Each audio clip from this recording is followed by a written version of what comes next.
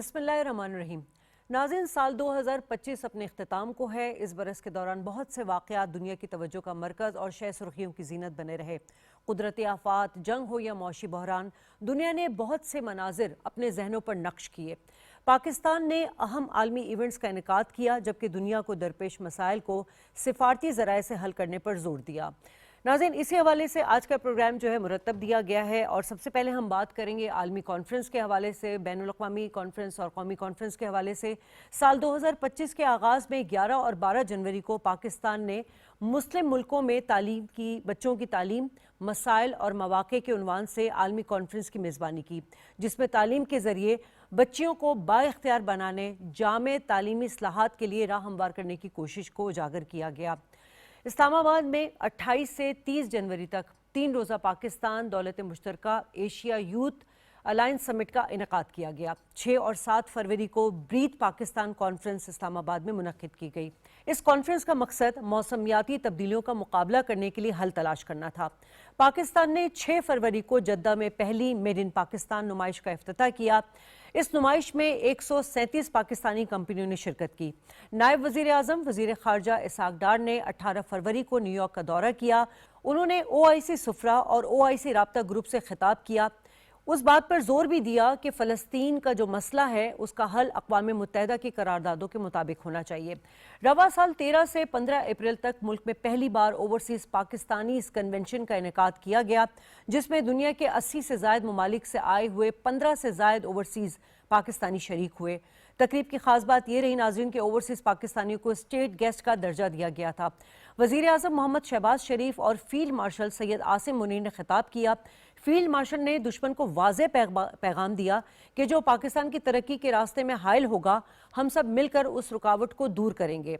रवां साल पाकिस्तान बांग्लादेश के माबैन 54 साल बाद सरकारी सतह पर बराह रास्त तिजारत का आगाज़ भी हुआ। जून 2025 में कनाडा में होने वाले G7 इजलास ने भारत को सिफारती सतह पर तनहा साबित कर दिया। उस अहम इजलास में भारतीय वज़ीर आज़म नरेंद्र मोदी 6 बरसों में पहली बार गैर हाजिर रहे। बैनुल-अक़वामी मीडिया ने कवरेज में भारत का नाम और परचम भी मंजर से गायब कर दिया। नाज़रीन, भारत के जमहूरियत के चेहरे के पीछे छुपी हकीकत भी सामने आ गई। न्यूयॉर्क टाइम्स की रिपोर्ट बताती है कि RSS महज एक तंजीम नहीं बल्कि एक ताकतवर सियासी नेटवर्क है। बीजेपी RSS का ज़ेली बाजू बनकर हिंदुत्व एजेंडे को पार्लिमानी तहफ़्फ़ुज़ फराम कर रही है। जो बातें नज़र आ रही हैं उसमें 100 साल तारीख़ में नफ़रत, तक़सीम और तशद्दुद के कई वाक़यात जो हैं वो इस नज़रिए की इंतहा पसंदी को ज़ाहिर भी करते हैं। गांधी के कत्ल, बाबरी मस्जिद, कश्मीर की हैसियत में तब्दीली और CAA जैसे इक़दामात इसी मंसूबे का हिस्सा हैं। भारत की अदलिया, ब्यूरोक्रेसी, फ़ौज और मीडिया में हिंदुत्व के नज़रियाती सियासत मौजूद नज़र आ रही है और उनके सिपाही भी मौजूद हैं। आज सेकुलरिज्म किताबों तक महदूद रह गया है और अक़लियतें खौफ और अदम तहफ़्फ़ुज़ की सूरत हाल में ज़िंदगी गुजार रही हैं। पाकिस्तान ने नवंबर 2025 में बैनुल-अक़वामी पार्लिमानी स्पीकर्स कॉन्फ्रेंस की मेज़बानी की। उस कॉन्फ्रेंस का मकसद आलमी अमन, बाहमी ताउन, पार्लिमानी सफारतकारी, जमहूरी इक़्तिदार और मकालमे को फ़रोग़ देना था। रवां साल नवंबर में एक्सपो सेंटर कराची में 4 रोज़ा पाकिस्तान इंटरनेशनल मैरीटाइम एक्सपो का कॉन्फ्रेंस का इनेकाद किया गया। Arts council of Pakistan Karachi के ज़ेर एहतमाम 4 रोज़ा 18वीं आलमी उर्दू कॉन्फ्रेंस मुनक्किद की गई। हज़ारों साइमीन ने मुशारे में शिरकत भी की। दिसंबर में इस्लामाबाद में कौमी उलमा कन्वेंशन का इनेकाद किया गया, जिसमें क़यादत ने वाज़े कर दिया था कि इज़्ज़त और ताकत तकसीम से नहीं, मेहनत और इल्म से हासिल होती है। इस्लामी रियासत में रियासत के अलावा कोई जिहाद का हुक्म नहीं दे सकता। उल्मा कौम को मुत्तहिद रखें और कौम की नज़र में वुसअत पैदा करें। और नाज़रीन, जिस तरह 2025 पाकिस्तान के लिए सिफारती तौर पर कामयाबियों का साल रहा, इसी हवाले से जो हमने देखा कि कौमी और बैनुल-अक़वामी कॉन्फ्रेंस का इनेकाद किया गया, तो इसी हवाले से अपने गेस्ट का तारुफ करा दूँ। अहमद मंसूर साहब मेरे साथ मौजूद हैं, फ़वाद अहमद, दोनों तज्ज़ियाकारों को खुशामदीद कहूँगी। फ़वाद साहब, सबसे पहले तो ये कि आप पूरे साल को अगर एलेबरेट करें और ख़ास तौर पे अगर मैं कुछ स्पेसिफिकली कुछ कॉन्फ्रेंसेस का हवाला देना चाहूँ तो जिसमें एशिया और जो साउथ ईस्ट एशिया में CPA कॉन्फ्रेंस था, यकीनन पाकिस्तान में इसका इनेकाद जो है बिलाशुबह एक सिफारती और जमहूरी पेशरफ्त है। मगर सवाल ये है कि इस कॉन्फ्रेंस के बाद आप क्या समझते हैं कि जो पाकिस्तान में पार्लिमानी जमहूरियत है, शफाफ कानून साजी है, जो अकाउंटेबिलिटी का जो एक निज़ाम है, इसमें कोई अमली तौर पे कोई तब्दीली नज़र आई या आगे आने वाले सालों में आएगी? بہت شکریہ آپ کا. دیکھیں بنیادی طور پر پاکستان ایک جمہوریت ہے، اور جمہوریت کے اندر چیزیں جو ہیں وہ آگے بڑھتی رہتی ہیں، حالات معاملات تبدیل ہوتے رہتے ہیں، جمہور کی رائے کے حساب سے جو ہے وہ آپ کو چلنا ہوتا ہے. پاکستان اگر آپ کہیں کہ سفارتی محاذ پر یا آئینی محاذ پر، ہم نے دیکھا کہ دو ترامیم پاکستان کے اندر جو ہے وہ پاس ہوئی ہیں، اور یہ کوئی معمولی بات نہیں ہے کہ 26 اور 27ویں آئینی ترمیم جو ہے وہ پاس ہوتی ہے. اور یہ ظاہر ہے کہ ایک مضبوط پارلیمانی روایات کی امین ہوتی ہے کہ آپ جو ہے وہ کوئی ترمیم پاس کرنے کے اندر کامیاب ہو جائیں. کانفرنسز جو ہوتی ہیں یا جتنے بھی ایونٹس پاکستان کے اندر ہوئے، اگر اس کی پوری ایک ٹائم لائن نکال کر آپ دیکھیں تو وہ پاکستان کی بہرحال کامیابیاں ہیں کہ اس کے اندر جو ہے وہ ایسی ڈسکشنز ہوئیں کہ جس نے جو ہے مستقبل کا لائحہ عمل طے کیا. پاکستان کے پارلیمانی اعتبار سے اگر ہم دیکھیں تو یہ ایک بڑا منفرد سال ہے کہ جس میں مختلف موضوعات کے ساتھ ساتھ پاکستان کا جو پورا ایک لیگل فریم ورک تھا اس کے حوالے سے بھی جو ہے تبدیلیاں آئیں، اور پھر ہم نے اس کا دیکھا کہ اس کا ثمر اب آہستہ آہستہ آنا شروع ہو جائے گا. احمد صاحب، اگر ہم بات کریں، یہ تو ہمارا سفارتی ہو گیا جو کانفرنسز میں ہم نے اچیومنٹ تھی.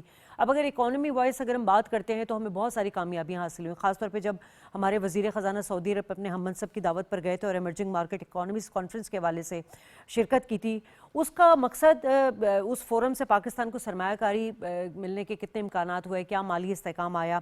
ساتھ ساتھ میں اس کو بھی چاہوں گی کہ آپ اس کو بھی ایڈ کر لیجیے گا کہ پاکستان میں بھی اسی حوالے سے، کیونکہ اوورسیز کے حوالے سے بات ہو رہی ہے، بین الاقوامی کانفرنس کے حوالے سے بات ہو رہی ہے، اوورسیز پاکستانیوں کا جو یہاں پہ کانفرنس ہوئی تھی، کنونشن کا انعقاد کیا گیا تھا، ان کو ایک اسٹیٹ گیسٹ کا ایک درجہ دیا گیا تھا، ہمارے فیلڈ مارشل صاحب کا بڑا ہی دبنگ قسم کا خطاب تھا، ہمارے شہباز شریف صاحب نے بڑا اچھی تقریر کی تھی. وہ تمام چیزوں کو رہے کہ آپ اس کو کس طرح ایلیبریٹ کر رہے ہیں؟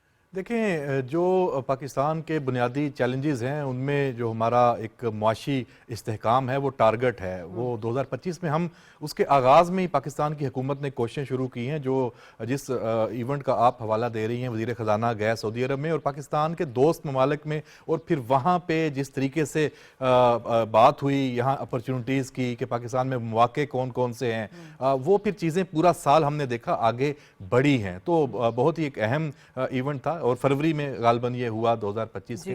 لیکن اور جو پھر آپ اگلے کنونشن کی بات کر رہی ہیں، اوورسیز کنونشن، میں سمجھتا ہوں کہ 2025 کے اگر کوئی ٹاپ 10 ایونٹس پاکستان کے لیے آپ ان کو ایک لسٹ ان کی بنائیں تو یہ جو اوورسیز کنونشن ہوا ہے اسلام آباد میں، اس میں آپ بھی موجود تھی، میں بھی اس میں شریک تھا، اور ہم نے دیکھا کہ 3 روزہ یہ جو کنونشن ہوا ہے 1500 سے زیادہ جو اوورسیز پاکستانیز ہیں، اور یہ وہ ہیں جو کاروباری طبقہ ہے، جن کے پاس وسائل ہیں، جن کی دنیا کے ممالک میں ایک ان کا اثر و رسوخ ہے، وہ پاکستان کے ساتھ ان کی جو محبت ہے اس کا ہم نے وہاں اظہار دیکھا. اور اوورسیز کو اس ملک میں صرف ایک خاص سیاسی جماعت کے ساتھ بنا کے پیش کیا جاتا تھا، اس کی نفی ہوئی کہ وہ پاکستانی ہیں، وہ پاکستان کے لیے ہیں. اور فیلڈ مارشل کا جو وہاں خطاب ہے، پرائم منسٹر شہباز شریف کا جو وہاں خطاب ہے، سارے موجود تھے، ہماری پوری لیڈرشپ وہاں پہ موجود تھی. اس میں پھر ایک نیا آپ کہہ لیں ولولہ، ایک نئی شکل جہت نظر آئی کہ آنے والا پاکستان کیسا ہوگا. اس کے بعد آپ دیکھیں کہ اوورسیز کا جو اعتماد ہے پاکستان کی ریاست پہ، ہماری لیڈرشپ پہ، وہ اس کنونشن سے بڑی. اور وہاں پھر جو ایک ماحول تھا، کھل کے باتیں ہوئیں. میں نے اتنا مطلب اوپنلی لیڈرشپ کو اور پاکستان کے عوام کو اور اوورسیز پاکستانیوں کو اتنا کھل کے ایک دوسرے کے ساتھ اپنی جو شیئرنگ کرتے ہوئے نہیں دیکھا. اور پھر وہاں اناؤنسمنٹس بھی ہوئیں. پھر بعد میں اوورسیز جو ڈائسپورا ہے پاکستان کا، جو وہ پھر کیسے آگے اس نے رول پلے کیا، پاکستان کا جو مقام ہے اس کو واپس ایک سفارتی، ہم نے جو ایک اسٹریٹجک ریٹرن ہمارا جس کو 2025 کو کہا جاتا ہے، اس میں اس کا بھی بہت بڑا ہاتھ ہے جو ہمارے اوورسیز پاکستانیز ہیں. ٹھیک ہے فواد صاحب، اب کافی کانفرنسز ہوئی جس میں ہم کینیڈا میں جو G7 کا انعقاد ہوا تھا اس کو ہم نہیں بھولیں گے، کیونکہ اس میں جو بھارت تھا وہ سرے سے ہی غائب رہا، اور جس طرح کا اس کا بیہیویئر ہمیں نظر آیا، اس کو لے کے آپ کیا سمجھتے ہیں کہ بھارت کو جو ہے وہ ایک تو جس طرح سے کہا جا رہا تھا کہ اس نے بڑی لابنگ کی ہوئی تھی دنیا میں اپنے حوالے سے، لیکن بہت زیادہ اب ایکسپوز ہوتا چلا جا رہا ہے.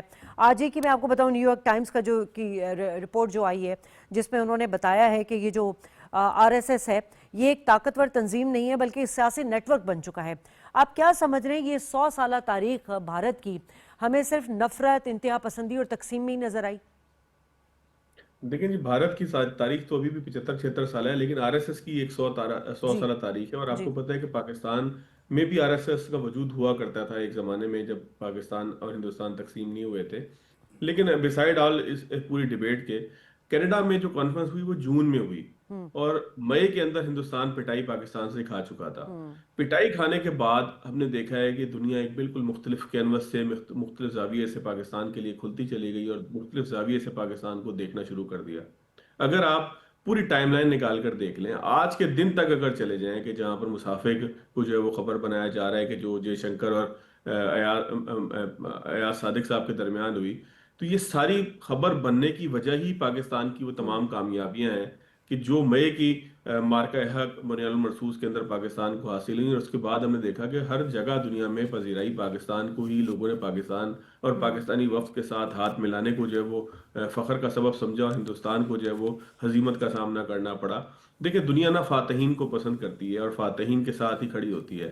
پاکستان نے پوری دنیا کو ایک ایسا چہرہ دکھایا. لوگ یہ سمجھتے تھے کہ پاکستان مالی مشکلات کا شکار ہے, پاکستان شاید اب جو ہے وہ کسی طریقے سے دنیا کے لیے کارگر نہیں رہا, پاکستان جو ہے وہ دنیا کے ساتھ چلنے کے لیے تیار نہیں ہے, اس کو جو ڈیگریڈ کیا جائے گا, اس کا جو رتبہ ہے اس کو تھرڈ ورلڈ کنٹری اور فورتھ ورلڈ کنٹری کے اندر ڈالا جائے گا, ایک ترقی پذیر ملک کی حیثیت سے ڈالا جائے گا. لیکن پاکستان نے یہ ثابت کیا کہ 2025 کے اندر جو پاکستان نے مئی کا پورا ایک ٹائم گزارا, مارکہ حق کا معاملہ ہوا, اس کے بعد سفارتی سطح ہو, کوئی کانفرنس ہو, کوئی معاملہ ہو, امریکہ کے ساتھ تعلقات ہوں, یورپ کے ساتھ تعلقات ہوں, سفارتی محاذ ہو, مڈل ایسٹ کے ساتھ تعلقات ہو, سعودیہ کے ساتھ ہونے والا ایک بہت بڑا معاہدہ ہو, یا لیبیا کے ساتھ کوئی معاہدہ ہونے والا معاہدہ ہو, مصر میں جو ہے وہ فیلڈ مارشل کا استقبال کی بات ہو, تمام ہی مقامات پہ ہر شہر, ہر گلی, ہر محلے کے اندر جو ہے وہ پاکستان کی کامیابیوں کا ایک چرچا تھا. اور مجھ سے کسی نے پوچھا کہ آپ 2025 کو کیسے دیکھتے ہیں, تو مجھے وہ ویڈیو یاد آ گئی کہ جس میں فتح 1 یا فتح 2 میزائل فائر ہو رہا ہے اور لوگ بیٹھے جو ہے وہ گاؤں کے اندر اس کی لانچنگ کو جو ہے وہ دیکھ رہے ہیں. بالکل صحیح کہا آپ نے. اور ہم نے دیکھا کہ 2025 مئی کے بعد جو ہے وہ تو ڈائنامکس ہی پاکستان کے چینج ہو چکے تھے. احمد منصور صاحب, اب اسی دوران ہم دیکھ رہے ہیں کہ پرائم منسٹر صاحب UN جنرل کونسل میں اسمبلی میں خطاب کرتے ہیں اور بڑا ہی دبنگ خطاب ہوتا ہے. یقیناً پہلے بھی وہی مسائل تھے, وہی ایشوز تھے جو بارہا عالمی فورم کے سامنے رکھے گئے, لیکن اس کے بعد چونکہ مئی میں ہم نے ایک کامیابی کی اور ہم نے اپنے زور بازو طاقت کو منوا کر جو ہم دنیا کے سامنے گئے, وہی مسائل کو دوبارہ رکھا جس میں یقیناً بھارت کا مقبوضہ کشمیر میں قبضہ ہے, فلسطین کا مسئلہ ہے اور دیگر مسائل ہیں, کلائمیٹ کے حوالے سے بھی بات کی انہوں نے. آپ کیا سمجھ رہے ہیں, کیا پاکستان واقعی اب عالمی برادری کی توجہ کا مرکز بن گیا؟ بڑا اچیویبل سال رہا ہے اس حوالے سے. جی بالکل, پرائم منسٹر کی جو یہ خاص ایک تقریر تھی, یہ ہر سال ہوتا ہے ستمبر میں, جو جنرل اسمبلی کا جو اجلاس ہے اس میں سربراہان مملکت ہیں اور بڑا ایک پورے احاطہ دنیا کو جو چیلنجز ہیں اور اپنے اپنے ملک کے معاملات بھی وہاں رکھتے ہیں. پرائم منسٹر بڑی ایک سمجھ لیں کہ بڑی طاقتور پوزیشن کے ساتھ وہاں پہ گئے تھے اور پھر جو ٹاپک تھا اس حوالے سے وہاں پہ انہوں نے بات کی, غزہ کا ایشو, کشمیر کا, پاکستان کی جو معاشی استحکام ہے, دنیا میں اس وقت جو آپس میں تعلقات ہیں, ہر بڑا جامع ان کی سپیچ تھی. اور جو آپ کہہ رہی ہیں کہ 2025 سفارتی حوالے سے پاکستان کی تاریخ میں آپ 2025 کو کہہ سکتے ہیں کہ پاکستان کی جو سفارتی کامیابیوں میں یہ پہلے نمبر پہ یہ سال رہا ہے.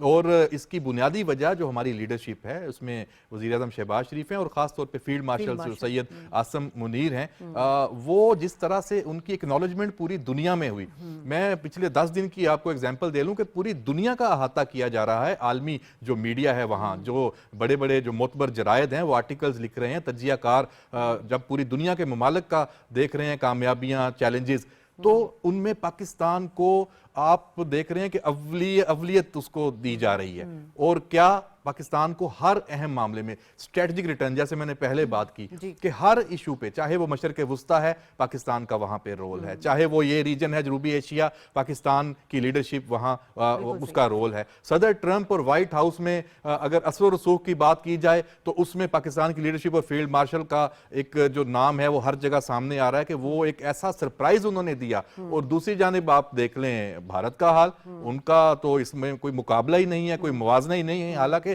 اتنی بڑی وہ ایک طاقت ہے, اتنا بڑا ایک ملک ہے. اس کے علاوہ بنگلہ دیش کے ساتھ ہمارے برادرانہ تعلقات بحال ہوئے اور 5 دہائیوں کے بعد ہماری جو ان کے ساتھ ٹریڈ دوبارہ آغاز ہوا. دیکھیں وہ تو ایک سمجھ لیں کہ پاکستان کی جو دلی جو ایک خواہش تھی پاکستان کے عوام کی اور دونوں ملکوں کی کہ ہم واپس اس طرح جڑیں, واپس اس طرح قریب آئیں, جو سازشیں ہوئی تھیں جہاں, تو وہ ساری وہ سارا نظریہ جس کو لے کے انڈیا اور یہ آر ایس ایس کی بھی آپ نے بات کی, انہوں نے پروان چڑھایا تھا, یہ ان کی ہی ناکامی ہے. آج دیکھ لیں پاکستان اور بنگلہ دیش کے جو مثالی تعلقات ہیں, اور وہاں سے انڈیا کا بالکل وہاں سے ایک طرح سے پتہ صاف ہو چکا ہے. آج جو وہاں پہ ایاز صادق وہاں پہ گئے ہیں, جو وہاں پہ جنازہ ہوا خالدہ ضیاء صاحبہ کا, اس میں شرکت کے لیے, اور پاکستان کی نمائندگی کے لیے وہاں پہ گئے ہیں اسپیکر جو ہیں, اور پھر انڈیا کے جو وزیر خارجہ وہ خود ان کی جانب آتے ہیں, وہ ہم ویژولز دیکھ رہے ہیں, تصویریں دیکھ رہے ہیں, اور واقع خود پہلے ویسے تو وہ ہاتھ نہیں ملاتے تھے, کھلاڑی کھیل کے میدان میں جہاں پہ یہ سیاست نہیں ہونی چاہیے وہاں بھارتی ٹیم کو یہ حکم ہوتا تھا کہ آپ نے پاکستان کے ساتھ ہاتھ ملایا تو آر ایس ایس وہاں پہ آپ کا حشر کرے گی, وہ انتہا پسندی ہے نا وہاں پہ. لیکن آج وہی بھارت, اس کا وہی وزیر خارجہ خود آگے بڑھ کے, تو پھر یہ تو دو عملی ہے کہ آپ جو اپنے کھلاڑیوں کو بھی پھر کہہ دیں کہ بھائی کم از کم کھیل کے میدان میں تو آمنا سامنا کریں. تو یہ سیاست ہے, اس میں بھارت کی ناکامی ہوئی ہے, اور پاکستان کی ہر جگہ پہ جنگ میں تو ہم نے کامیابی حاصل کی ہے اور دنیا مان رہی ہے, سفارتی جو محاذ ہے وہ کمال ہو گیا. بالکل آغاز ہو چکا ہے سفارتی کامیابی کا. دونوں مہمانوں کو شکریہ ادا کرنا چاہوں گی. بریک لوں گی, بریک کے بعد گفتگو کے سلسلے کو مزید بڑھائیں گے.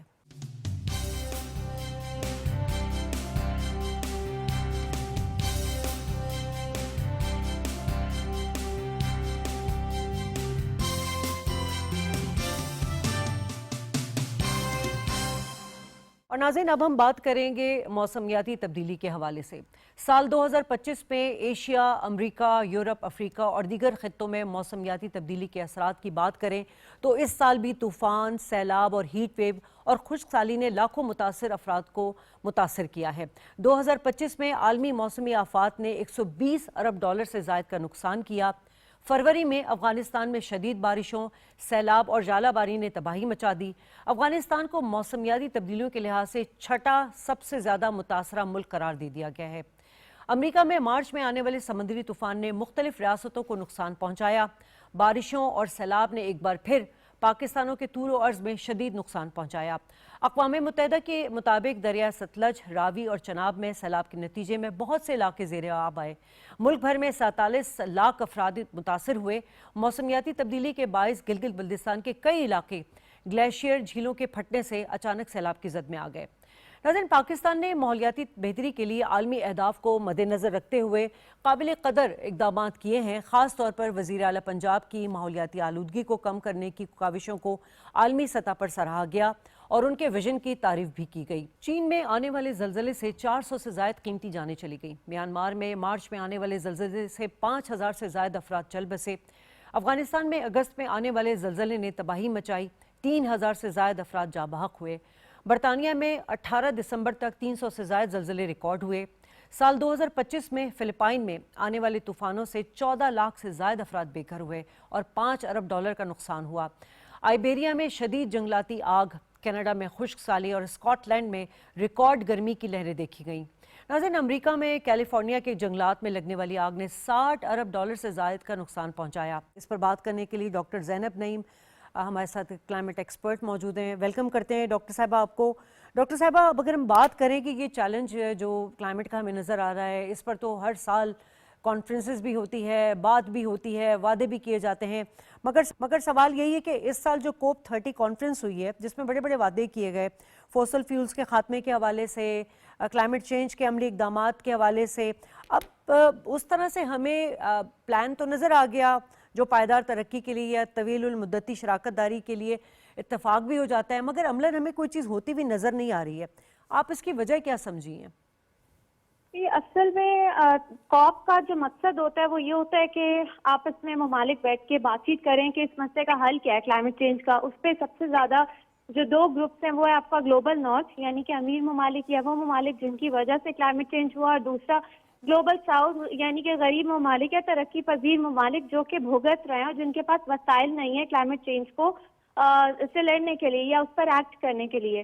اب اس پہ ظاہر فائنانس کی کمٹمنٹس لی جاتی ہیں. ایسا نہیں ہوتا کہ کاپ پہ آپ کو فائنانس دے دیا جاتا ہے, صرف کمٹمنٹس ہوتی ہیں کہ کتنا فائنانس دینا چاہیے.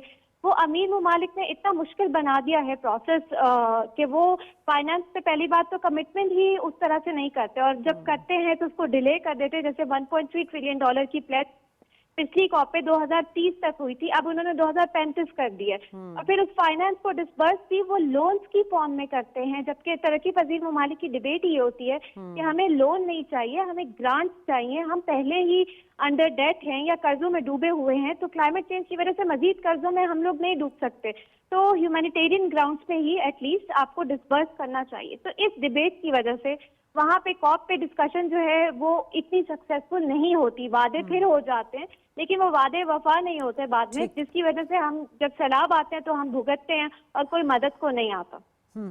अच्छा, अब इस तमाम चीज़ में जो पाकिस्तान का किरदार है, चूंकि सफ़र करने वाले 10 ममालिक में शामिल है, 1% से भी कम कार्बन डाइऑक्साइड का अखराज है, पाकिस्तान माहौलियाती तब्दीली के हवाले से बारहा आवाज़ भी उठा चुका है। और जिस तरह से मैंने पहले भी बात की कि क्लाइमेट जस्टिस के लिए प्राइम मिनिस्टर ने बात की और हमें कुछ प्लेज फंड्स भी मिलने थे, कुछ मिले, बहुत सारे प्लेजेस अभी बाकी हैं। टोटल जो अगर $35 मिलियन हैं, तो उसके बावजूद पाकिस्तान ने अपने तहीं पे जो इकदामात उठाए हैं, ख़ास तौर पे मैं सूबे पंजाब की बात करूंगी जिसमें बड़ा किरदार हमें वज़ीर आला पंजाब मरियम नवाज साहिबा का नज़र आया, और वो जिस तरह से एक मॉडल लेकर COP30 में गई और सुतरा पंजाब, यानी कि सिर्फ पाकिस्तान के लिए नहीं बल्कि इसको हम देख रहे हैं कि इसकी गूंज तो बरतानिया में भी सुनाई दी गई उस रोड मॉडल के लिए।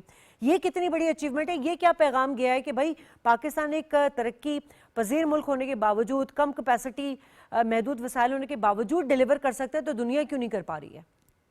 बिल्कुल, जो इस दफा मैसेज किया है, पहली बात कि एक खातून वजीर आला जो है, हमेशा हम लोग जो एनवायरनमेंट में जब बात करते हैं तो जो खवातीन होती हैं वो क्लाइमेट से ज्यादा बेहतर कनेक्ट कर पाती हैं, तो ये हमारी थ्योरीज होती हैं। तो जो वजीर आला का वहाँ होना इस बात का पैगाम था कि पाकिस्तान सब नेशनल लेवल पे किस तरह से प्रोग्रेस कर रहे हैं अपने वसाइल में और किस तरह से वहाँ पे जो है हम तरक्की करें। सुतरा पंजाब इनिशिएटिव को वहाँ पे as a success story showcase किया गया और उस पर यूके और यूरोपियन यूनियन में कितने ममालिक जो हैं उसको सराह रहे हैं कि हमें भी अपनी वेस्ट मैनेजमेंट को जो है वो इस तरह से इस मॉडल पे हम बेहतर बना सकते हैं। तो ये एक वहाँ सक्सेस स्टोरी है। इसके साथ साथ और भी पंजाब गवर्नमेंट के इनिशिएटिव से, फिर बलोचिस्तान के मसाइल, फिर सिंध गवर्नमेंट, तो मेरे ख्याल से गवर्नमेंट और पाकिस्तान जो है वो इस दफा अपनी सक्सेस स्टोरीज वहाँ पे बहुत अच्छे से प्रोजेक्ट कर पाई है और हमें करते रहना चाहिए। अभी जो आप बात कर रही थी, यूके गवर्नमेंट ने भी ग्रीन कॉम्पैक्ट हमारे साथ साइन किया है और उस पे वो तकरीबन 35 मिलियन पाउंड की जो है वो उन्होंने कमिटमेंट की है कि वो हमें डिस्बर्स करेंगे और इसमें 5 पिलर्स हैं उसके भी, उस कॉम्पैक्ट के, जिसमें सबसे पहला है क्लाइमेट इन्वेस्टमेंट, यानी पब्लिक प्राइवेट पार्टनरशिप्स को पाकिस्तान में कैसे मजबूत करना है और बैंकेबल प्रोजेक्ट कैसे बनाने हैं जिसपे मजीद इन्वेस्टमेंट लाई जा सकती है। दूसरा उनका अहम पिलर है नेचर बेस्ड सोल्यूशन, खासतौर पे ये जो आपके मैंग्रोव्स हैं साहिली इलाकों में, ये बहुत अहमियत रखते हैं आपके साहिली इलाकों को बचाने में, ये जो क्लाइमेट चेंज के इम्पैक्ट हैं। तीसरा उनका पिलर है आपका ये यूथ और इनोवेशन, यानी कि जो हमारी यूथ बल्ज है, 70% तकरीबन यंगस्टर पाकिस्तान में जिनके पास सोल्यूशंस हैं, उनके स्टार्टअप्स और आइडियाज को कैसे प्रमोट किया जा सकता है। चौथा उसमें वो बात करें क्लीन एनर्जी की, जो कि आपकी कॉप पे भी बात हुई है कि फॉसिल फ्यूल से आप क्लीन एनर्जी की तरफ कैसे मूव करते हैं। और आखिरी पिलर है अडेप्टेशन, यानी हम किस तरह से इस क्लाइमेट चेंज के ये जो कुदरती आफात जो क्लाइमेट चेंज से मजीद बढ़ रही हैं, इस पे रहते हुए कैसे अपने आप को कोप कर सकते हैं या रेजिलियंस डेवलप कर सकते हैं। तो ये हम डिस्बर्समेंट वो कर रहे हैं। फिर IMF में भी, RSF में हमें उन्होंने डिस्बर्समेंट की है, लेकिन अब पाकिस्तान गवर्नमेंट जो है सब नेशनल लेवल पे कम्युनिटी तक उसको कैसे पहुंचाती है। सुतरा पंजाब एक इनिशिएटिव है, मजीद इनिशिएटिव ऐसे लाने की जरूरत है। उम्मीद है कि 2026 में हम मजीद इसको, मैं यही सवाल आपसे करना चाह रही थी ज़ैनब, मैं चाहती हूँ आप थोड़ा अपनी एडवाइसेस दें कि 2025 को देखते हुए जो जो चैलेंजेस रहे हैं इंटरनेशनली भी और पाकिस्तान को भी लेके 2026 में क्या फौरी अमली इकदाम करने ज़रूरी हैं? देखिए 2026 में सबसे पहले तो अब हमें इस बात का पक्का यकीन हो चुका है कि क्लाइमेट चेंज के आगे ना हर मुल्क बेबस है, तरक्की पजीर ममालिक में, और पाकिस्तान भी एक है। तो हमें अपना डेवलपमेंट एजेंडा, क्लाइमेट एजेंडा को डेवलपमेंट एजेंडा बनाने की जरूरत है, जिसको आप अपने जो आपका बजट बनता है, देखिए अब फरवरी के बाद, फरवरी में ही तैयारी शुरू हो जाएगी आपके फेडरल बजट की, फिर आगे प्रोविंशियल बजट, उसमें आप कैसे ट्रांसलेट करते हैं अडेप्टेशन को, क्लाइमेट रेजिलियंस को, कि वो बजट आगे किस तरह कम्युनिटीज तक जाता है, फिर आपके डिस्ट्रिक्ट लेवल तक, प्रोविंसेस से डिस्ट्रिक्ट लेवल तक वो कैसे जाता है, यूनियन काउंसिल तक वो पैसे कैसे डिस्बर्स होते हैं कम्युनिटी तक, ये आपको डेवलपमेंट एजेंडा बनाना है। फिर आपकी एक्सपोर्ट्स है, यूरोपियन यूनियन और अमीर ममालिक में हम एक्सपोर्ट करते हैं, टेक्सटाइल सेक्टर है, उनकी रेगुलेशंस आ रही है, तो आप कॉम्पिटिटिव कैसे बनाएंगे क्लाइमेट चेंज के उसमें, कार्बन मार्केट्स की मद में आप कैसे उनको कंपटीशन में लेकर आएंगे? फिर तीसरा आपका ये आपका ना मैक्रो इकोनॉमिक इशू है क्लाइमेट चेंज, ये आपका सिर्फ एनवायरमेंटल चैलेंज नहीं रह गया। तो मैक्रो इकोनॉमिक पॉलिसी आपकी किस तरह से ट्रांसलेट करती है? Government of Pakistan, state bank ने अभी ग्रीन टैक्सोनॉमी भी अनाउंस की है, जो कि इस तरफ एक बहुत बड़ा कदम है। अगले सैलाब से पहले हम तैयारी, अपनी प्रिपेयर्डनेस पे कितना फोकस करते हैं, ना कि रिस्पांस पे। हमें प्रिपेयर होना है, हमें अपनी कम्युनिटीज को प्रिपेयर करना है। आपकी अर्बन रिजिलियंस स्ट्रैटेजी क्या होगी? एग्रीकल्चर वर्स्ट हिट सेक्टर रहा है आपका, तो आपका किसान कितना ही रिजिलियंट हो जाएगा अगर हर साल ऐसे सैलाब आते रहे? उसके लिए आपकी क्या पॉलिसी है? तो सोशल प्रोटेक्शन को क्लाइमेट चेंज पे आप कैसे ट्रांसलेट करते हैं कि आपके किसानों को जो है वो बेनिफिट दिया जा सके? मेरे ख्याल से ये सारी चीजें जो है, इस पे काम होने की जरूरत है, और अगर हम कर लेते हैं तो हम इस तरह के आफात में अपने आप को महफूज रख सकते हैं। ये कोई इम्पॉसिबल चीज नहीं है। बहुत शुक्रिया डॉक्टर ज़ैनब, इस अहम इशू पर आपने अपना वक्त दिया। फ़ज़ाई हादसा की बात की जाए तो अपने नाज़रीन को आगाह करें तो साल 2025 में बड़े फ़ज़ाई हादसा अमरीका और भारत में पेश आए। अमरीका में सबसे बड़ा फ़ज़ाई हादसा वाशिंगटन डीसी में पेश आया, जहां एक मुसाफिर तैयारा और हेलीकॉप्टर के तसादुम में 67 अफराद हलाक हुए। नाज़रीन, भारत में बड़ा फ़ज़ाई हादसा शहर अहमदाबाद में पेश आया, जो भारतीय तारीख का दूसरा बदतरीन फ़ज़ाई हादसा हो गया। 241 अफराद सवार हलाक हुए। एक खुशकिस्मत मुसाफिर अपनी जान बचाने में कामयाब रहा। अमरीकी जरीदे ने रिपोर्ट में इंकशाफ किया कि यह हादसा पायलट की लापरवाही से पेश आया। बीजेपी सरकार ने ब्लैक बॉक्स डाटा भी छुपाया। भारतीय फ़ज़ाइया को आलमी सतह पर उस वक्त बड़ी शर्मिंदगी का सामना करना पड़ा जब दुबई एयर शो में भेजा गया भारतीय फाइटर जेट तेजस गिरकर तबाह हो गया। तेजस का ये दूसरा बड़ा हादसा था। ऑस्ट्रेलिया की बात करें तो शहर सिडनी में दौरान परवाज दो छोटे तैयारे एक दूसरे से टकरा गए। दोनों तैयारे फ़ज़ाई करतब की मशक कर रहे थे। 24 दिसंबर को तुर्किया में तैयारा हादसे में लीबिया के आर्मी चीफ ऑफ स्टाफ समेत तमाम अफराद जान की बाजी हार गए। 25 दिसंबर को तंजानिया का रेस्क्यू मिशन पर जाने वाला हेलीकॉप्टर बर्रे आज़म अफ्रीका की बुलंद तरीन चोटी से टकराकर हादसे का शिकार हो गया। और अब बात करेंगे टेक्नोलॉजी के मैदान से कि रवा साल पाकिस्तान ने स्पेस टेक्नोलॉजी के मैदान में बड़ी कामयाबियां हासिल की। स्पार्को ने पहला made in Pakistan satellite electro optical 1 जनवरी में चीन से खला में भेजा। 2025 में ही पाकिस्तान को हाइपर स्पेक्ट्रल सैटेलाइट टेक्नोलॉजी की हामिल 10 से 15 मुल्कों में शामिल होने का एजाज हासिल हो गया। पाकिस्तान का ये मिशन कौमी खलाई पॉलिसी और विजन 2047 का एक अहम संगे मील है। नाज़रीन, पाकिस्तान ने साल 2025 में आलमी खलाई कॉन्फ्रेंस की मेज़बानी हासिल करके साइंसी मैदान की तरक्की में अहम संगे मील उबूर किया। खलाई मैदान में पाकिस्तान की तरफ से होने वाली बड़ी कामयाबियों में इस साल पाकिस्तान को एस्ट्रोनॉट प्रोग्राम का आगाज़ भी था। पाकिस्तान का पहला खलाबाज 2026 में चीन की खलाई स्टेशन पर भेजा जाएगा। नाज़रीन, इस साल पाकिस्तान ने चांद पर कदम जमाने के लिए रोवर प्रोग्राम का भी आगाज़ किया, जिसके तहत पाकिस्तान में तैयार करदा 2028 में चीन की मदद से इसको चांद पर उतारा जाएगा। पाकिस्तान ने रवा साल दिसंबर में आर्टिफिशियल इंटेलिजेंस के जरिए पहली बगैर ड्राइवर चलने वाली कार की टेस्ट ड्राइव का भी कामयाब तजुर्बा किया। अमरीकी टेक कंपनी फाउंडेशन ने दुनिया का पहला AI फौजी फैंटम MK1 इजाद कर लिया। इस इंसान नुमा रोबोट का कद 5 फीट 9 इंच, वजन 176 पाउंड है और ये 5 मील फी घंटे की रफ्तार से चल सकता है। और कंपनी दावा करती है कि ये अस्करी तंसीबात तामीर करने, अपने मोर्चों का दिफा और दुश्मन के मोर्चे तबाह करने में फौज की मदद करता है। और नाज़रीन, अब बात करेंगे IT और स्पेस टेक्नोलॉजी के हवाले से, और इस पर बात करने के लिए हमने ज़हमत दी है। स्टूडियो में मौजूद हैं deputy director general Sparco Moin Sajjad साहब, और हमें IT एक्सपर्ट डॉक्टर मोमना मोतसम ज्वाइन कर चुकी हैं। दोनों मेहमानों को खुश आमदेद। मोइन साहब, एक तो ये कि 2025 में जो अचीवमेंट्स रही हैं चीज़ों की, और ख़ास तौर पे मैं पाकिस्तान के हवाले से बात करूंगी कि पाकिस्तान स्पार्को ने पहला मेड इन पाकिस्तान सैटेलाइट खला में भेजा, इसके साथ इलेक्ट्रो ऑप्टिकल 1 चीन के ताउन से भी। ये क्या है और इस पर किन किन चीज़ों से में मदद मिल सकती है? जी थैंक यू, आपने मुझे हमें चांस दिया स्पार्को को इस मौका पे प्रेजेंट करने का। देखें जी, साल 2025 जो है it has been like a milestone year कि स्पार्को नॉर्मली पाकिस्तान जो है ना वो कई दिहाइयों के बाद एक सैटेलाइट लॉन्च करता था, लेकिन अल्हम्दुलिल्लाह इस साल हमने 3 satellites with the same year हमने लॉन्च किया। دس از آئی ول سے مائل اسٹون ہیئر اس پارکو کے لیے. اچھا اس میں جو الیکٹرو آپٹیکل ون ہے اس کو میڈ ان پاکستان اس لیے کہتے ہیں کہ یہ ٹوٹلی پاکستان کے اندر اچھا اس کا ڈیزائن کیا, اس کی مینوفیکچرنگ, اس کی ٹیسٹنگ, یہ سب کچھ پاکستان میں ہوا. اس سے پہلے ہم نارملی چائنا سے یا دوسری کنٹریز سے, یو کے سے ہیلپ لیتے تھے, لیکن الحمدللہ اب ہم اس قابل ہو گئے ہیں کہ ہم اپنے سیٹلائٹس خود لوکلی بنا رہے ہیں. اور اس کو جسٹ ہم لانچ کے لیے ہم دنیا کے کسی ملک سے کر سکتے ہیں, چونکہ چائنا ہمارا ایک دوست ملک ہے, تو ہم نے اس کے لیے اس کی چائنا کی لانچ فیسلٹی یوز کی. ٹھیک ہے. اور اس سیٹلائٹ کے تھرو آپ دنیا کے کسی بھی حصے میں, اسپیشلی فوکسنگ آن پاکستان, ہم اس سے بہت ساری چیزوں میں ہیلپ لیتے ہیں. جسٹ لائک جب بھی ہمارے یہاں فلڈ آتا ہے تو ہم سیٹلائٹ سے فوری طور پہ دیکھ سکتے ہیں کہ ہمارا کون سے ایریا افیکٹ ہوئے. اس کے علاوہ ہماری بہت ساری جو پلاننگ کی ایکٹیویٹیز ہوتی ہیں, پلاننگ ڈپارٹمنٹس ہیں, جسٹ لائک آپ ایگریکلچر میں دیکھتے ہیں کہ اکثر ہوتا ہے جی کہ اس سال گندم کم ہوگی یا زیادہ ہوگی, تو اس طرح کی انفارمیشن ہے وہ ہم ڈائریکٹ ہم سیٹلائٹ سے بڑا ایزیلی ہم ڈیڈکٹ کر سکتے ہیں. اور اس کے علاوہ آج کل جو انوائرمنٹ کے ڈفرینٹ مسائل ہیں, یہ بھی ایسی چیزیں ہیں جو ہم سیٹلائٹ کے تھرو بڑا ایزیلی پریڈکٹ بھی کر سکتے ہیں, اور اس کے گورنمنٹ کو پروڈکٹ جو اس کے ریلیٹیو ایکشن ہے وہ بھی ریکمینڈ کر سکتے ہیں. تو یہ پاکستان ماشاءاللہ اب اس ایریا میں جو سیٹلائٹ میں ہمیں کہا جاتا تھا جی کہ شاید پاکستان اس دور میں تھوڑا سا پیچھے ہے, لیکن الحمدللہ اب ہم دنیا کے جو لیڈنگ کنٹریز ہیں ہم ان کے برابر اس لیول پہ کام کریں. ٹھیک ہے.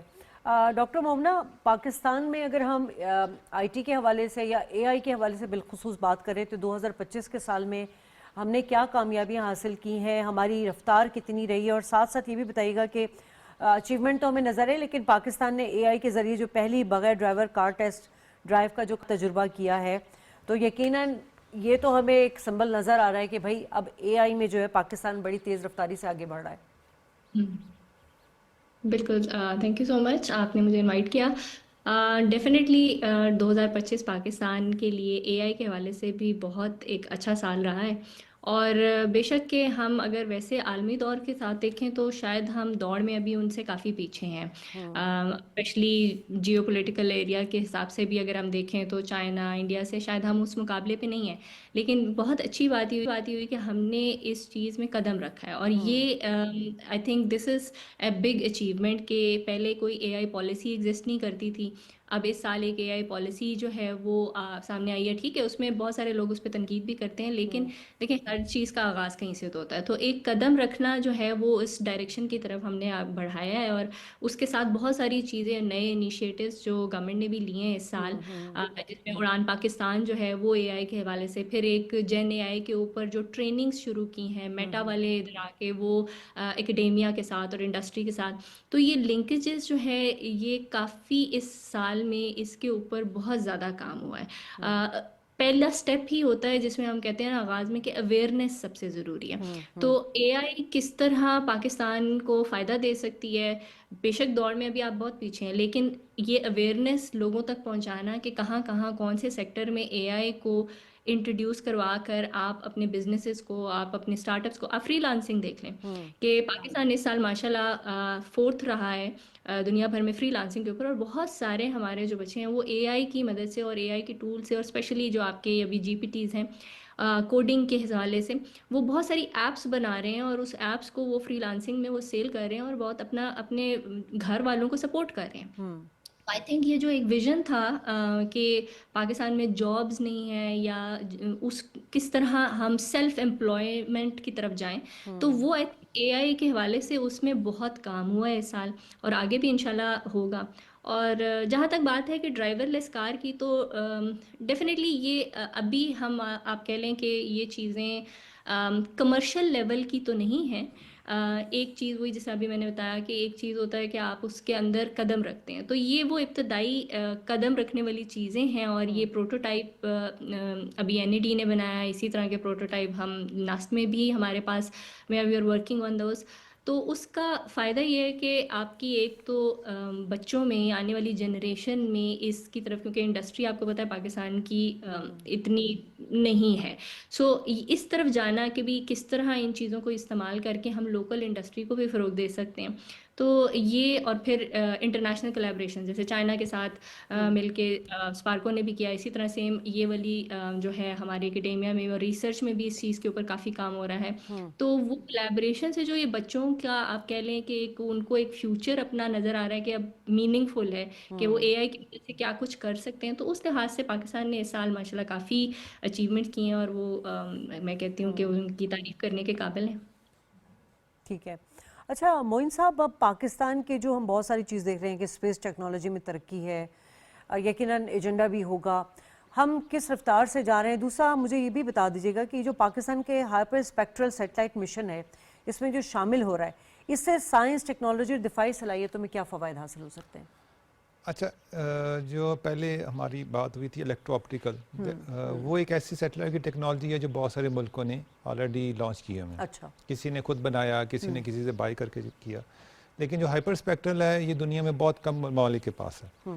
اور ایک ہائپر اسپیکٹرل میں آپ کو بالکل ایسے کہوں گا کہ اس کو جیسے ہم عام آدمی کے لیے کہ ایک ہوتا ہے نا جی، ایک ڈاکٹر ایک عام پیشنٹ کو ایک تو ڈائریکٹ دیکھتا ہے، دوسرا یہ کہ وہ اس کا وہ کوئی ایم آر آئی کرواتا ہے اور اس کے تھرو اس کا ڈائگنوز کرتا ہے. تو یہ بالکل اسی طرح یہ ٹیکنالوجی ہے. ہائپر اسپیکٹرل میں آپ جو ہمارا کسی بھی چیز سے جو ڈفرینٹ ریڈیشن ریٹرن جا رہی ہیں، آپ اس کو ڈفرینٹ بینڈ میں انالائز کرتے ہیں، اور اس کے تھرو آپ کو بڑی ڈیٹیل سے یو کین پریڈکٹ اور یو کین انالائز کہ ہمارے یہاں واٹر ریسورسز کتنے ہیں، ہمارے یہاں ڈفرینٹ منرلز ہیں، تو کہاں کہاں پہ ان کے چانسز ہیں کہ ہم وہاں پہ ایزیلی لوکیٹ کر سکتے ہیں. اسی طرح آج کل انوائرمنٹ میں جیسا ہم دیکھتے ہیں کہ جی وہاں پارٹیکولیٹ میٹرز کا آتا ہے کہ یہاں پہ اسموگ آ گئی، یہاں پہ یہ مسائل آ گئے. تو یہ جو آج کل جدید دنیا کے مسائل ہیں، ان کے ڈیٹیل انالیسز کے لیے ہائپر اسپیکٹرل ہمیں بہت زیادہ ہیلپ کرتا ہے. اور اس پہ آپ وہ بہت ساری مقاصد حاصل کر سکتے ہیں، چاہے وہ ایگریکلچر سے ریلیٹڈ ہے یا ہماری آگے کی جو مائننگ ہے ان سے ریلیٹڈ ہے. تو ہائپر اسپیکٹرل ہمیں ان ایڈوانس ممالک کی صف میں لے جاتا ہے جو اس سے پہلے شاید ہمارے یہاں کانسیپٹ ہی نہیں تھا. ٹھیک ہے. اچھا ڈاکٹر مومنہ، اب چونکہ دنیا جو ہے وہ ڈیجیٹل ورلڈ ہی کہلاتی ہے اور آئی ٹی بھی پیچھے رہ گیا، اے آئی کا زمانہ ہے، اب اس کے فائدے بھی ہیں اور نقصانات بھی ہیں. 2025 میں ہم اس کو اگر رکھیں تو 2026 میں ہم اس کو لے کر کیا کیا پلانز مرتب کر سکتے ہیں؟ اچھا، اس میں فائدوں تو obviously فائدوں پہ بات کرنی چاہیے. ڈیفینیٹلی جو چیز ہے جس کی طرف ہمیں جانا چاہیے، جس کے اوپر اگین گورنمنٹ نے انیشیٹوز لیے ہیں، آپ کو پتہ ہے اے آئی کے لیے ہمیں جو اکثر ہمارا جو زیادہ تر اے آئی کام کرتا ہے وہ اس کو بہت زیادہ ڈیٹا کی ریکوائرمنٹ ہوتی ہے، اور اسی طرح اس کو بہت زیادہ کمپیوٹ کی ریکوائرمنٹ ہوتی ہے. یہ وہ چیزیں ہیں جس میں ابھی بھی جو ہے ہم کافی پیچھے ہیں، کیونکہ بے شک ہم الگریدمک ڈیولپمنٹ کر لیں یا ہم کوئی تھیوریٹیکل کام کر لیں، وہ اس میں تو ہم کافی آپ کہہ سکتے ہیں کہ ایک پار ہے. لیکن جہاں پہ آ کے ہمارے تھوڑے سے ہاتھ ایون اکیڈیمیا میں بھی بن جاتے ہیں، وہ یہ ہے کہ ہمارے پاس وہ والے ریسورسز جو اسپیشلی آج کل کے دور میں جو صحیح معنوں میں آپ کہیں کہ large amount of data required ہے، وہ ڈیٹا بھی ابھی ہمارے پاس لوکل کانٹیکس میں نہیں. جس طرح ابھی موین صاحب نے بات کی ہے کہ سیٹلائٹ سے کیا فائدہ ہوگا، سب سے بڑا فائدہ یہ ہوگا کہ پہلے پاکستان اسی قسم کے انالیسس کے لیے باہر سے ڈیٹا کے اوپر جو ہے وہ اس کے اوپر ڈپینڈ کرتا تھا، کوئی دے نہ دے، کسی نے کنٹرول ریسٹرکشن لگائی ہوتی تھی. ہائپر اسپیکٹرل امیجنگ کے اوپر ایک بڑا سخت کنٹرول تھا. اب یہ ہے کہ جب ہمارے اپنی صلاحیت ڈیولپ ہوتی ہے تو سب سے پہلی چیز یہ ہے کہ ہم انہی چیزوں کے اوپر اپنا کنٹرول لے کر آ سکتے ہیں، یعنی ہم ڈیٹا خود کلیکٹ کر سکتے ہیں. لیکن ڈیٹا کو سٹور کرنے کے لیے، اس کو پروسیس کرنے کے لیے آپ کو بہت زیادہ میموری چاہیے ہوتی ہے، اسپیس چاہیے ہوتی ہے، تو اس کے لیے زیادہ تر کلاؤڈ یوز کیا جاتا ہے. اب وہ جو کلاؤڈ کی جو ہے اٹس کافی یہ ایک مہنگی آپ کہہ لیں کہ ایک ٹیکنالوجی ہے. تو اس کے اوپر جو ہے ابھی ایک ریسنٹ جو کام شروع ہوئے ہیں، وہ گورنمنٹ نے اپنا کلاؤڈ کے اوپر بھی کام کرنا شروع کیا ہے. آئی تھنک سب سے پہلے تو انفراسٹرکچر کو اسٹرانگ کرنا یہ ایک سب سے امپورٹنٹ چیز ہے، کیونکہ آپ کا سارا اے آئی جو ہے وہ انٹرنیٹ بھی ریکوائرڈ ہے، الیکٹریسٹی بھی ریکوائرڈ ہے. آپ کا انفراسٹرکچر جب تک اسٹرانگ نہیں ہوگا تو اس کے اوپر کام تو ہو رہا ہے، لیکن اس پہ مزید آپ کہہ لیں کہ اگریسولی کام کرنے کی ضرورت ہے. کہ جب गवर्नमेंट का जो पहला या कह लें अगले साल का जो आपका एक इनिशिएटिव होना चाहिए वो यही है कि आपका इंफ्रास्ट्रक्चर जो है वो स्ट्रांग हो, जिसके ऊपर फिर आप बिल्ड कर सकें कि एआई को आप फिर बैंकिंग में लेकर आएँ, चाहे आप किसी सेक्टर में लेकर आएँ, एजुकेशन में लेकर आएँ। वो उसके लिए सबसे ज़्यादा ज़रूरी है कि अगर आपके रिमोट एरियाज़ में या मार्जिनलाइज्ड एरिया में अगर बिजली नहीं है, अगर आप वहाँ पे इंटरनेट की सहूलियत नहीं है, तो वो एआई की टेक्नोलॉजी वहाँ तक पहुँच ही नहीं सकती ना। तो सबसे पहले तो यही चीज़ है कि इस पे फोकस किया जाए कि आपका इंफ्रास्ट्रक्चर को स्ट्रॉन्ग किया जाए। ठीक है, बहुत शुक्रिया आपका डॉक्टर मोमना, आप हमारे साथ थी। मोइन सज्जाद साहब, आप हमारे प्रोग्राम में हिस्सा बने। अब बात करेंगे गूगल की कि गूगल पर ज़्यादा सर्च होने वाली रुझान की बात करें तो पाकिस्तान में साल 2025 के दौरान क्रिकेट की तलाश का रुझान छाया रहा। इस साल शायकीन ने जनूबी अफ्रीका, भारत और न्यूजीलैंड के खिलाफ मैचों को बार बार तलाश किया। क्रिकेट के अलावा पाकिस्तानी अवाम ने मज़ीद तफरीह के लिए मकामी ड्रामों का भी रुख किया। उसके अलावा ख़बरों, टेक्नोलॉजी, खाना पकाने की जो तरकीबात हैं और हाउ टू डिजिटल दिलचस्पी का मज़र रहे। स्पॉटिफाई की सालाना रैपिड 2025 की रिपोर्ट के मुताबिक तलहा अंजुम मुसलसल दूसरी बार पाकिस्तान के सबसे ज़्यादा मकबूल गुलकार रहे। साल 2025 के मकबूल गानों में झोल, पल पल और मांद शामिल हैं, जबकि एल्बम्स की फहरिस्त में सफ़र सैर फहरिस्त रहा। टाइम मैगजीन ने 2025 के लिए पर्सन ऑफ द ईयर का एजाज़ इस साल मसनूई जहानत के मेमारों को दिया है। साल 2025 में अमन का नोबेल इनाम वेनेज़ुएला की जमहूरियत नवाज रहनुमा मारिया कोरिना मचाडो के नाम कर दिया। अमरीकी सदर डोनाल्ड ट्रंप अपनी ख्वाहिश के बावजूद इस एजाज़ से महरूम रहे, लेकिन फुटबॉल की आलमी तंजीम फीफा ने सदर ट्रंप को अमन के फ़रोग में अहम किरदार अदा करने पर अवार्ड दिया। साल 2025 में नए गिनीज वर्ल्ड रिकॉर्ड भी बने। कनाडा से ताल्लुक़ रखने वाले फोटोग्राफर और मॉडल ने फ्लोरिडा के साहिली इलाके में गहराई में फोटोशूट करके नया गिनीज वर्ल्ड रिकॉर्ड कायम किया। तुर्की के शहरी ने 183 फीट 8.72 इंच के फासले से कुल्हाड़ी फेंककर अपना नाम गिनीज वर्ल्ड रिकॉर्ड में दर्ज करवाया। 59 साला जर्मन एरोस्पेस इंजीनियर ने 120 दिन ज़ेरे आब रहकर आलमी रिकॉर्ड को अपने नाम कर लिया। नाज़रीन, नए साल का आगाज़ हमें एक और मौका देता है कि अपने ख्वाबों को हकीकत बनाने का, अपनी मेहनत को कामयाबी में बदलने और दिलों में मोहब्बत और अमन को परवान चढ़ाने का। आइए इस साल को ऐसे बनाएं कि हर दिन हमें सुकून, सेहत और खुशहाली दे। दुआ है कि 2026 में दुनिया में अमन कायम हो, नाइंसाफ़ी ख़त्म हो और हर इंसान को इज़्ज़त और खुशहाली मिले। अल्लाह निगहबान।